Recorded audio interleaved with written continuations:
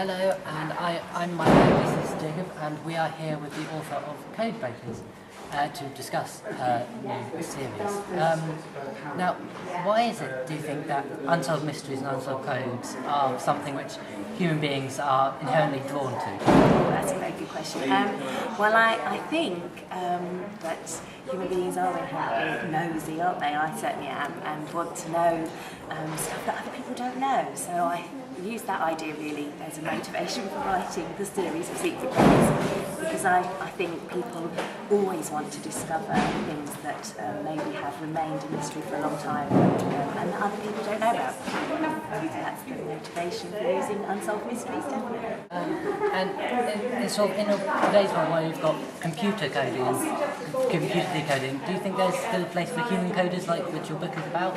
Absolutely, and that was very key to the writing of the series, the idea that computers, although wonderful, can't actually do everything.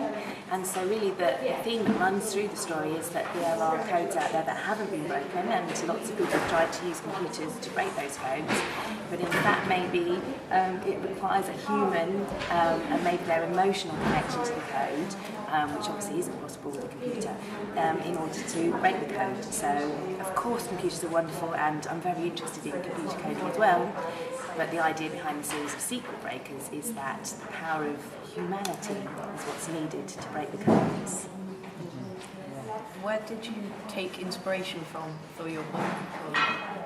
Okay, well, I read actually about the most mysterious unpacked code in the world, which is claims to be MS-408, which is a manuscript that was discovered, believed to be written about 500 years ago, discovered about 100 years ago, and it's a book that is entirely in code, and lots of amazing code crackers have tried to break this code and have failed. Lots of computer programs have tried to break the code and have failed. And so really, based on your first question, I like the idea of wanting to find out what this book said. And so my story explores a group of people having a go at cracking the most mysterious code in the world. Yeah, voyage manuscript. And there are lots of kind of these very famous unsolved codes. Are you going to... Are your books mainly about Voyage manuscript, or do you feature other ones like the Cryptos code? Brilliant. Do you know, the Cryptos code was in one of the plans for the stories, but it doesn't survive in my stories. But there are 6 books in the series, although only 4 of them are out as of now. And each book does contain a separate, self-contained uncracked code. So, for example, in book 2, I look at something called the Dorabella cipher, which was a code written by Albus, the composer. And the team of Secret Breakers are trying to make sense of that code, and hopefully it will give them more information about the uncracked code of the Voynich manuscript. So yes, there are lots of other uncracked codes fed through the series, but Cryptos is a fascinating one, but it doesn't survive in the series of Secret Breakers. But maybe there'll be Secret Breakers Series 2, and I might put it in there. Your books have been kind of compared to sort of a children's Da Vinci Code. Do you think that's a fair kind of analysis of them? That's exciting. I like that comparison because I think they're similar in that they're asking the readers to get involved in the code cracking and telling readers about real historical problems. So I'm hoping that a young audience will get involved and excited and start looking at the world around them and some of the coding that is hidden in real life. So I'm more than happy with the comparison and hope that people embrace that and they have a go reading the books. So if you could sum up your whole series in one word, what would that be? So difficult. Okay, the whole series in one word. Okay. I'm trying to be really clever here and think of the potential. That's the word that's most important. So now I'm going on to explain that one word, which is a bit naughty because that's not what you asked me to do, but the idea of potential.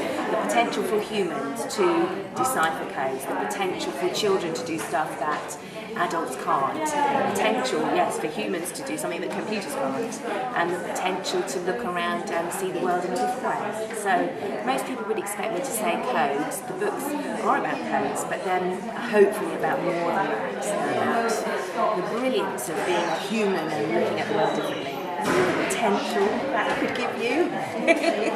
So do you feel that you view the world differently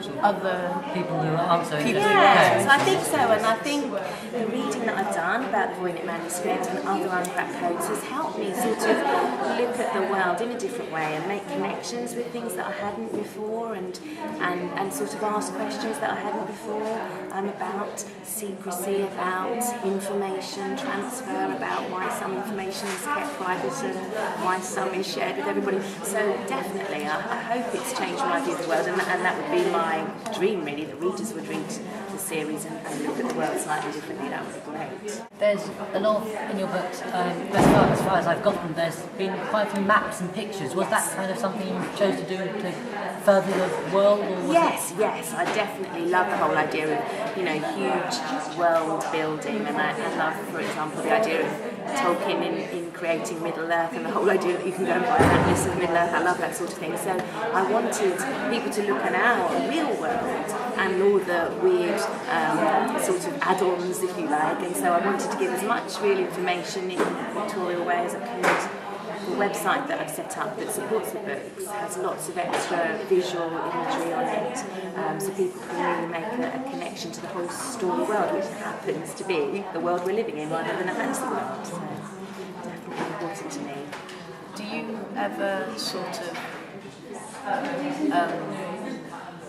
do you try and keep your stories true, like to the sort of surroundings? It's a really hard one because the tagline of the book is real codes, real mysteries. So yes, it was important to me that if I put into the story that characters can run from one part of London to another, that they could actually do that. So I literally, the truth of the story is important, and also with the code solving, even though I've included lots of uncracked codes, the methods I've used, I believe, could be used to crack them. So I haven't put in solutions that, if you check them, they just wouldn't make sense. I'm hopefully trying to include stuff that is possible and true, because that was very important to me, definitely. I hope it's not a fantasy series. about these codes, could you give us sort of any hints to what kind of codes you're going to be featuring coming up? Okay, good question. Well, book 2, as I explained, looks at the Dorabella cipher. So the books that are out now, book 3 looks in particular at an anagram code that was in something that Shakespeare wrote. So it's sort of a lot of Shakespearean intrigue, hopefully, in the third book. And the fourth book, which is out tomorrow, has lots of physical codes in it. So I'm looking at a code which was actually written on something called the Shugborough Tomb, or the Shepherd's Tomb. It's Shugborough House, and it's an encrypted tomb. And so all the codes in book 4 actually look at physical coding and codes in architecture.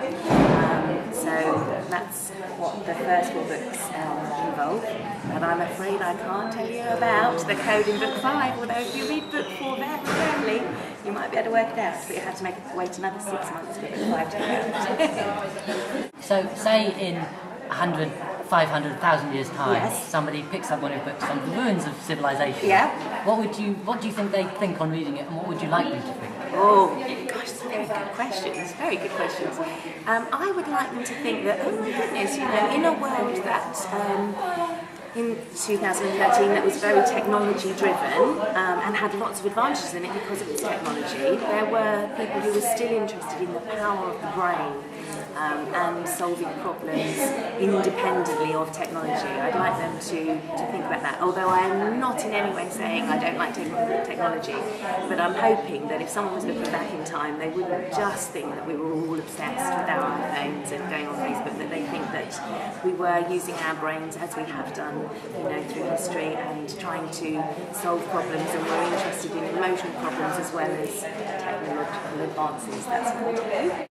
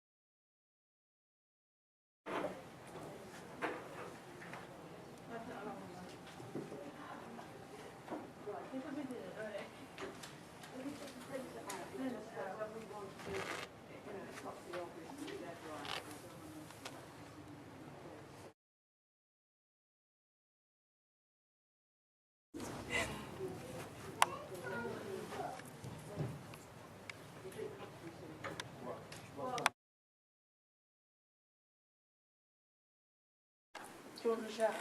No.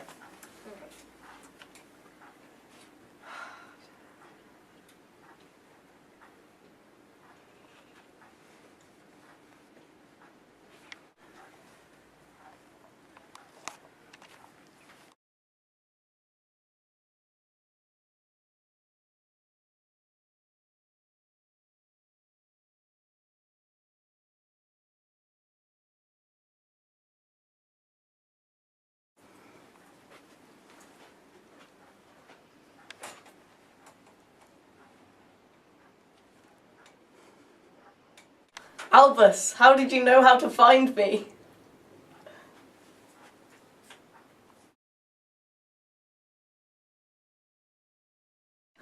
So, Albus, you found me. Not with me in it. You're gonna have to be in it, I'm afraid. Watson.